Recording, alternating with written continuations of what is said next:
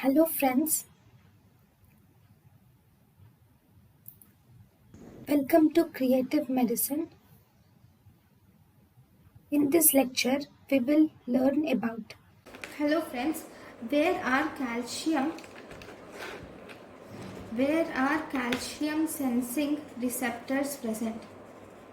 Calcium sensing receptors are present in proximal convoluted tubule, distal convoluted tubule. They are present in loop of Henle.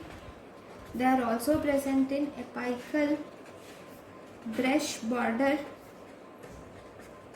membrane of intestinal enterocytes. They are found in apical brush border membrane of intestinal enterocyte, and they are also present in epithelium of intestine.